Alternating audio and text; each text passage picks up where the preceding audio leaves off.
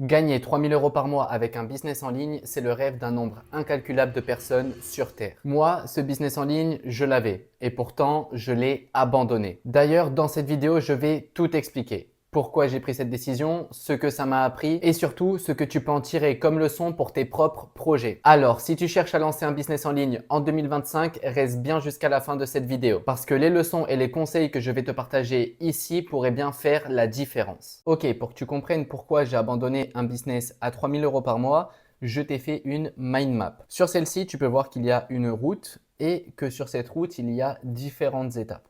Parce qu'évidemment, on n'arrive pas à posséder un business en ligne à 3000 euros par mois comme ça et on ne s'en débarrasse pas comme ça non plus. Ça, c'est un mythe. C'est pas du jour au lendemain, par magie, tu vas avoir un business à 3000 euros par mois et un jour, ça va te faire chier. Tu vas te dire, bon, ben, j'abandonne tout comme si c'était un choix en mode quel Kellogg je vais manger ce matin, tu vois. Du coup, voyons ensemble les étapes. La première étape, c'est le contexte.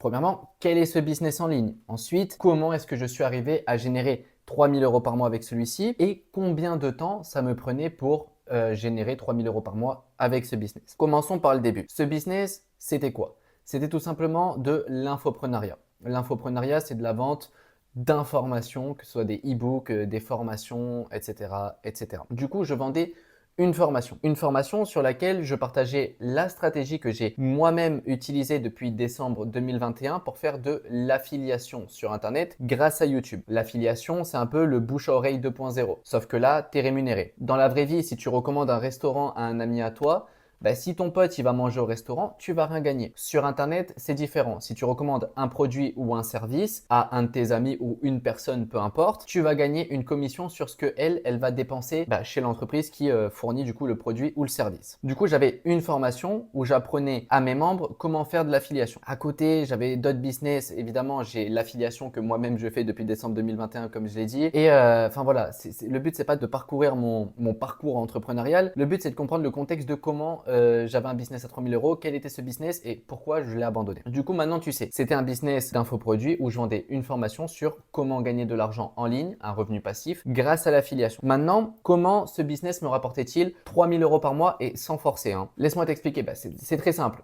J'ai procédé avec un système qui est très courant et que tu as sûrement déjà vu sur Internet qui sont les tunnels de vente. Un tunnel de vente, c'est tout simplement une série d'étapes, de pages sur laquelle un prospect, du coup un potentiel client, va passer jusqu'à devenir client et acheter ton produit. Mon tunnel de vente était très simple. C'était une page de capture, une page de vente avec une VSL. Une VSL, si tu sais pas ce que c'est une vidéo sales letters, une vidéo de vente et des upsells. Bon, un bon de commande du coup pour pouvoir payer, logique. Sur le bon de commande, il y avait un bump et ensuite j'avais 2 upsells et 2 downsell. Les termes, j'ai pas forcément envie de rentrer trop dedans, mais en gros des upsells, c'est des produits supplémentaires que tu vas vendre à une personne qui a rejoint, qui a acheté ton produit principal. Ce n'est pas obligatoire. Ça veut dire que tu achètes ma formation, t'es pas obligé de continuer à dépenser dans les autres produits que je te propose pour pouvoir appliquer la formation et avoir des résultats. Pas du tout. C'est juste complémentaire à ce que tu viens de prendre. Voilà. Et les downsell, c'est tout simplement des offres pour les personnes qui viennent de refuser les upsells. Exemple, je te vends un upsell à 197 euros, tu le refuses, je te propose le même avec une facilité de paiement en 2 fois. Ça, c'est un downsell. Du coup, le business, c'était très simple. C'était de l'infoprenariat, vente de formation sur comment générer des revenus passifs grâce à l'affiliation. J'avais un tunnel de vente qui me permettait d'automatiser toutes mes ventes. En gros, les gens arrivaient sur ma page de capture et ensuite ça déroulait. Elle s'inscrit, elle arrive sur la page de vente. Sur la page de vente, elle veut aller plus loin, elle clique sur le bouton, elle est redirigée vers le bon de commande. Le bon de commande, elle achète, elle est redirigée automatiquement vers l'upsell 1, ainsi de suite. C'était le processus. Maintenant, combien de temps ça me prenait pour générer 3000 euros par mois?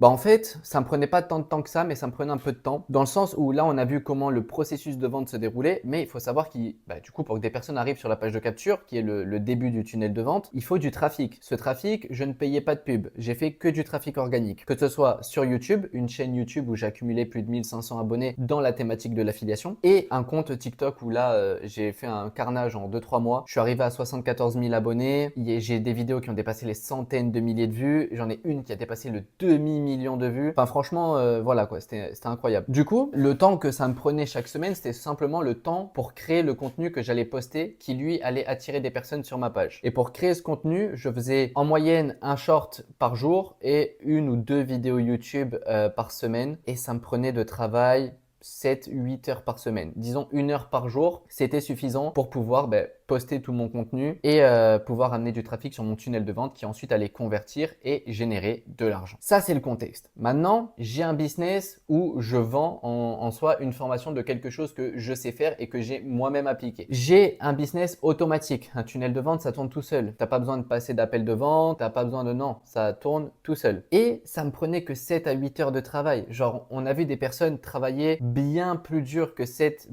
et bien plus de temps que 7 à 8 heures pour gagner moins que 3 000 € par mois. Bah alors, dans ce cas-là, pourquoi est-ce que j'ai décidé d'abandonner ce business? Tu te poses peut-être la question. Et ben, c'est le point suivant que j'ai appelé le point de rupture. Ce point de rupture, je l'ai décomposé en 3 étapes. J'avais un besoin d'épanouissement sur le long terme. Ce qui s'est passé, c'est que cet été, ce business-là, je l'ai lancé en avril, mai, un truc comme ça. Et en août, je fêtais mes 25 ans. Et en fait, j'ai eu une grosse remise en question. Et en fait, je sentais que au niveau de mes business, j'étais pas assez épanoui. Genre, je me faisais chier. Littéralement, je vais utiliser le terme, je me faisais chier. Ensuite, la deuxième raison, c'est tout simplement un marché en perte de pouvoir d'achat. Je vends une méthode pour apprendre à des personnes normales à générer un revenu en ligne. Ces personnes, c'est des débutants et c'est souvent des personnes qui ont un emploi à côté. C'est la classe moyenne, soyons honnêtes. Je te vends un produit pour générer des revenus passifs pour enfin devenir libre. Bah, je m'adresse pas à l'élite. Je m'adresse pas non plus à la classe tout en bas parce que eux, ils ont pas d'ambition. Je m'adresse au juste milieu, à la classe moyenne qui se rend compte que le monde dans lequel elle vit est compliqué, que les choses coûtent de plus en plus cher et qu'un revenu passif ne lui ferait pas de mal. Sauf que le problème, c'est que ce marché, il est en perte de pouvoir d'achat, littéralement. Si tu veux vendre des produits,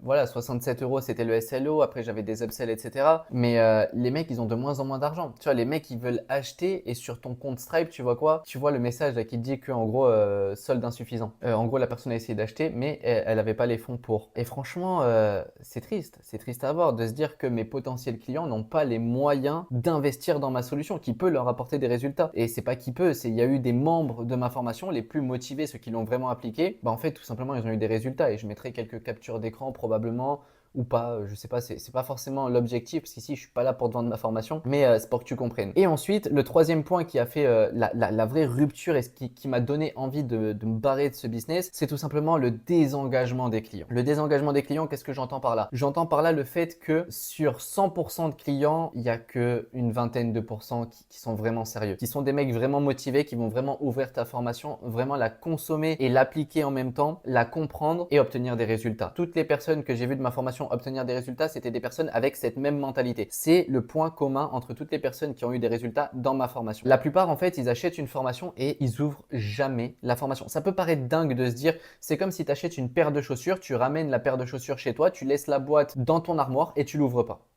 C'est exactement la même chose. C'est même pas tu l'ouvres, tu regardes les chaussures et tu les mets pour décorer. Non, c'est que tu n'ouvres même pas la paire. Tu n'en as rien à foutre de ta paire de chaussures. Et bien là, c'est exactement la même chose avec ma formation. Sur une centaine de membres, enfin plus d'une centaine de membres sur ma formation, je faisais des coachings collectifs toutes les semaines. Tous les dimanches, il y avait un coaching hebdomadaire où je prenais tous les membres qui voulaient participer et du coup, je répondais à leurs questions, je leur montrais sur mon écran comment faire. Je développais avec des cours plus poussés sur les sujets que j'ai vus sur lesquels les nouveaux membres avaient du mal. Enfin, c'était vraiment interactif, c'est vraiment de la valeur quoi. Tu payes 67 balles, t'as vraiment un accompagnement. Bah en fait, on était quoi? Le maximum qu'on a été, c'était quoi? C'était 5-6 quoi, je crois, sur un appel hebdo. Genre sur des centaines de membres, on est 5-6. Les mecs n'en ont rien à foutre. Et du coup, en fait, tout ça, bah moi, ça me hypait plus. J'ai voulu lancer ma formation pour voir. Au moment où je l'ai lancée, j'étais super hypé. Je me suis dit, ça va être ouf, je vais partager ma méthode à des personnes. Elles vont obtenir des résultats. Et moi, de mon côté, si un jour j'ai besoin d'affiliés, j'ai des personnes qui sont formées, qui ont des listes. Et c'est aussi un avantage pour moi, potentiellement, par la suite. Et franchement, j'ai eu un peu de ce que j'attendais parce que quand j'ai vu des clients gagner leur première commission et générer leurs premiers revenus, franchement, c'est comme si c'était moi qui avais gagné les commissions. J'avais enfin, c'était gratifiant. Sauf que c'est très rare. C'est très rare que ça soit gratifiant parce qu'en fait, c'est très rare qu'il y ait des membres qui appliquent vraiment la formation et qui suivent vraiment le protocole qu'on leur enseigne. Du coup, ça a été le point de rupture. C'est vraiment quand j'ai eu un peu cette remise en question sur ma vie après avoir fêté 25 ans et que j'ai pris en compte tout ça, que je me suis dit, fais chier. Genre, je veux me barrer. Je veux pas continuer sur ça. Du coup, sur ce chemin, j'ai appris des leçons que j'aimerais te partager qui pourraient être utiles si tu te lances dans le business en ligne cette année en 2025 ou alors tu t'es lancé en 2024 mais que tu attends toujours pour avoir des résultats ou voilà quoi, que tu débutes. Premièrement, Les leçons que j'ai apprises, bah, là, le petit emoji que tu vois là avec ses cheveux blancs et sa barbe blanche, c'est censé être moi quand je serai plus vieux en mode super sage. Voilà, je vais te partager les leçons que j'ai apprises. La première, c'est qu'il faut vendre à un marché fortuné. Ne va pas te faire chier à vendre un produit moins cher à des gens qui n'ont pas d'argent et pour te faire chier pour gagner 1000 balles quand tu peux vendre à une seule personne et gagner plus de 1000 balles sur un autre business. Évidemment, moi, ce business, je ne l'ai pas lancé de vente de formation en mode je veux gagner plus d'argent. Bah, j'avais déjà mes business d'affiliation qui tournaient. Enfin voilà, j'avais mon background d'entrepreneur, mais c'était un revenu en plus. Et évidemment, c'est non négligeable. C'est de l'argent qui rentre. Voilà, j'ai pas la fortune à Bill Gates. Je suis pas Crésus. Du coup, c'est toujours de l'argent qui rentre. Et moi, d'où je viens, l'argent, quand il rentre, on le refuse pas. Voilà. Du coup, premièrement, si tu te lances dans l'entrepreneuriat et que tu dois prendre un marché, prends un marché où il y a de l'argent. Prends un marché où tes clients, ils ont de l'argent à dépenser dans tes services ou tes produits. Si ils le veulent, mais qu'ils n'ont pas forcément les fonds et tout, c'est pas ouf, tu vois. Moi, c'est pas le genre de business que je recommande. Ensuite, la deuxième leçon, c'est simplement avoir moins de clients, mais plus qualité. Cette leçon, je l'ai apprise à ce moment-là, mais en réalité, quand je l'ai appris, c'est tout simplement parce que j'ai eu un effet de comparaison. Comme je l'ai dit, je suis dans le business en ligne depuis 2020. J'en ai vu des business en ligne et j'en ai fait. J'ai commencé par le e-commerce. Voilà, je vais pas tout citer. Mais fut un temps, j'ai été prestataire de service. J'ai été prestataire de service et au bout d'un moment, quand ça fonctionnait vraiment très bien et que j'avais de plus en plus de clients, j'ai développé ça sous forme d'agence où j'avais d'autres prestataires qui bossaient avec moi pour m'aider à gérer tous les clients que j'avais. Et en fait, à cette époque-là, j'étais ultra bien dans ma vie et j'avançais super bien sur mes projets, je me sentais épanoui, je me sentais complet. Du coup, quelle était la différence entre ce moment-là quand j'avais mon agence où je me sentais ultra épanoui et ce moment-là où je me faisais chier, bordel de merde, et j'étais prêt à dire adieu à ce business? En fait, c'est simplement la qualité des clients. Comme je l'ai dit, je vais pas cracher sur les clients, mais dans ce genre de business, en mode make money, tu veux devenir libre, viens, je te vends ma formation. Franchement, la qualité des clients, elle est pas ouf. Il y a des bons clients dedans, il y a des personnes vraiment motivées, il y a des personnes vraiment instruites, il y a des personnes vraiment déterminées qui ont vraiment du futur devant elles. Mais c'est minime, c'est vraiment minime. Faut vendre ce genre de formation pour le comprendre. Alors que en réalité, avec mon agence, c'était tout le contraire. J'avais bien moins de clients, mais les clients étaient bien plus de qualité. En gros, c'était des infopreneurs qui généraient pour certains plusieurs millions d'euros de chiffre d'affaires par an. Et en fait, on apprend bien plus en échangeant avec ce genre de client qu'en échangeant avec le client moyen qui rêve de liberté, mais est-ce qu'il va vraiment passer à l'action? C'est bien plus gratifiant d'avoir des échanges et des discussions avec des clients qui ont des business plus gros que le tien, qui ont des contacts encore plus grands que les tiens, etc. Là, tu es en train d'apprendre, tu es en constante évolution, tu vois. Toi, bien sûr, tu as ton skill, ce qui fait que ces personnes, elles viennent te voir à toi pour te payer, mais tu as énormément de choses à apprendre, de contacts à tirer, Enfin voilà, c'est vraiment… moi, j'ai trouvé ça super bien et c'est ça qui me manquait en fait. Je m'en suis rendu compte à ce moment-là, c'était en fait vraiment la relation que j'avais avec les clients et la qualité des clients. Du coup, si toi tu lances un business en ligne en 2025, comme je l'ai dit, ne cherche pas à vendre beaucoup pas cher, essaye de vendre cher à moins de personnes, mais au moins tu vends cher et comme ça tu gagneras plus. Maintenant, c'est pareil avec les clients. Ne cherche pas à avoir beaucoup de clients, cherche à avoir quelques clients mais de grande qualité. Ça, franchement, c'est un vrai game changer parce que du coup, si tu le fais bien, ces clients souvent ils seront plus élevés que toi, tu vois, genre en mode ils gagneront plus d'argent que toi, ils auront plus de contacts que toi, etc., etc. Et c'est ça qui va t'aider à te développer et à avoir des discussions saines. Tu es la moyenne des 5 personnes qui t'entourent. Du coup, si tu bosses toute la journée et que tes 5 principaux clients, c'est 5 millionnaires, tu es sur le bon chemin. Et ensuite, tout simplement être fier de ce que tu fais. Moi, au début, quand j'ai lancé ce business de formation, j'étais super fier parce que je me disais, je vais aider des personnes vraiment motivées à générer un revenu passif sur Internet. Oui, ça a été le cas, mais les personnes vraiment motivées, comme je vous dis, je l'ai répété depuis le début de la vidéo, il y en a que très peu. Et en fait, au bout d'un moment, tu es juste surtout en train de vendre ta formation et voilà quoi, tu t'en tires pas de grande fierté, t'en tires des fiertés de temps en temps quand tu vois les membres motivés, quand ils génèrent leur première commission, qui viennent sur le groupe, qu'ils le partagent, c'est cool, mais au bout d'un moment, ils gagnent une commission, deux commissions, trois commissions, ils partagent, 4, 5, 6, au bout d'un moment, ils s'y habituent et ils font ça dans leur coin, tu vois. Et du coup, tu vois, ils sont pas là tous les 3 matins à envoyer des messages. Mais quand t'as que très peu de clients qui ont des résultats, c'est pas ouf. Et en fait, pourquoi ils ont des résultats? Moi aussi, c'est ce que j'en ai tiré, c'est que c'est parce que c'est du done with you, c'est pas du done for you. Done with you, c'est, regarde, je vais te prendre un exemple. Quand j'étais prestataire de service, tu voulais un tunnel de vente, du funnel building. Moi, je pouvais te satisfaire à coup sûr. Pourquoi? Parce que tu allais m'envoyer ton texte, que tu voulais, et moi, j'allais te le rendre. S'il y avait des détails que tu voulais peaufiner, j'allais te les peaufiner jusqu'à que le résultat te plaise et corresponde à ce que tu as demandé. Dans ce cas-là, je peux t'apporter les résultats que je t'ai promis parce que c'est moi qui le fais. Du coup, si j'ai les skills et que je suis pas un mytho, je peux t'apporter les résultats. Sur ça, c'est top. Tu peux avoir une satisfaction client de fou furieux, te faire recommander dans tous les sens, etc., etc. En revanche, si demain tu veux un funnel building et que je te dis pas de souci, tiens, je te vends ma formation où je t'apprends comment build un funnel.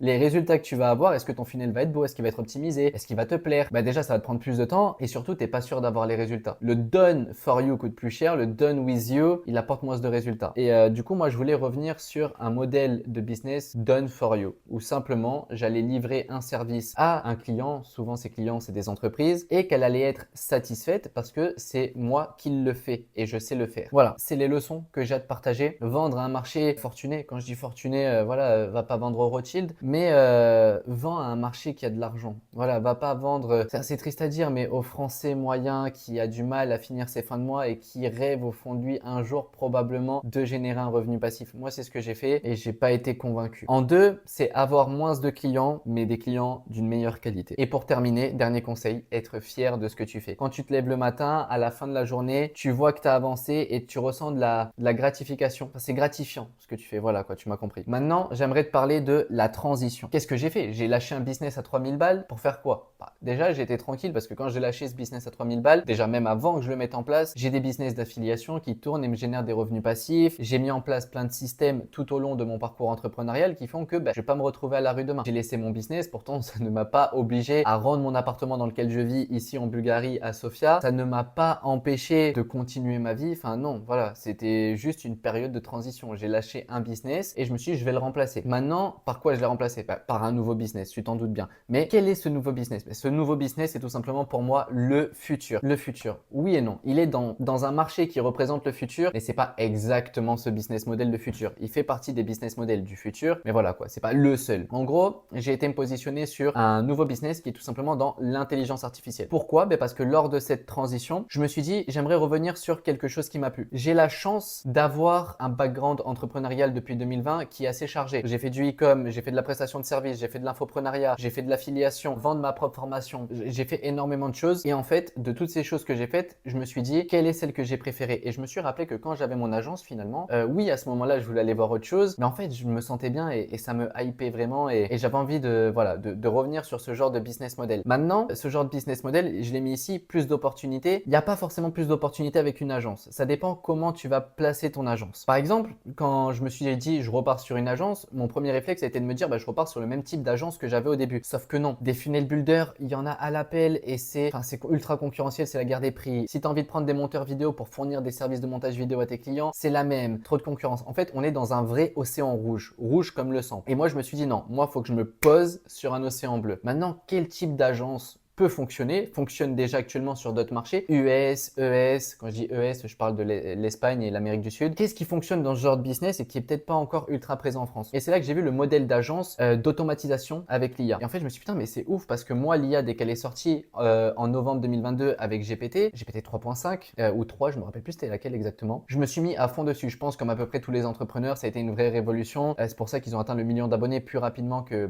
ça a été une vraie révolution, plus rapidement que n'importe qui avant eux. Et voilà, comme tout le monde, je me suis intéressé, sauf que moi, je me suis vraiment intéressé et j'ai vraiment testé pas mal de choses. Cette IA, je l'ai mis en place dans les business que j'avais à ce moment-là, l'affiliation, l'infoproduit, l'email marketing, dans tout, j'ai mis de l'IA. Du coup, j'ai vraiment appris à bien l'utiliser et quand je me suis rendu compte que, oui, il y avait des entreprises prêtes à payer d'autres entreprises, du coup, potentiellement la mienne, pour optimiser leur process grâce à l'IA, obtenir de meilleurs résultats, réduire les coûts, etc., etc. Je me suis dit, putain, l'IA, ça me plaît parce que je le faisais avant même d'en faire un business, tu vois, genre je l'ai intégré dans mes business parce que je trouvais ça utile, j'arrive à le comprendre et en fait, c'est un marché où il y a peu de concurrence. Du coup, on est sur un océan bleu, plus d'opportunités. Et voilà, du coup, je suis parti sur ce nouveau business model. À côté, j'en ai un autre où maintenant, là, le premier SaaS, je suis en train de le développer tout seul. L'habit et le couteau, comme on dit. J'ai vraiment envie de lancer un SaaS moi-même, voir les étapes par étape. Enfin, bien sûr, je fais pas ligne de code par ligne de code, je suis pas développeur, mais en revanche, je sais me servir de l'IA. Du coup, grâce à l'IA, je suis en train de développer un SaaS et j'ai mon agence d'automatisation IA juste à côté. De par, en plus, mon activité d'agence d'automatisation IA, on m'a payé pour faire du consulting, on m'a mis sur plusieurs types de missions de ce genre depuis que j'ai commencé. Et franchement, j'adore. Je me lève le matin, je suis content, je vais me coucher le soir, je suis content. Et il y a une phrase que j'aime bien, en fait, c'est si demain, parce que moi j'habite en Bulgarie, ma copine n'est pas française. Et c'est un exemple que j'aime bien donner quand je présente la situation dans laquelle j'étais, dans celle que je suis maintenant. Si demain je ramène ma copine en France, lui présenter le fameux pays dans lequel j'ai grandi, et qu'on va faire les cours, qu'au loin on voit à une caisse un Français un petit peu timide qui essaye de se cacher dans son coin et qui est en train de sortir des aliments de son caddie pour les poser à côté de la caisse parce qu'il se rend compte qu'il n'a pas assez pour le payer. En fait, imagine imagine, je regarde ma meuf et je lui dis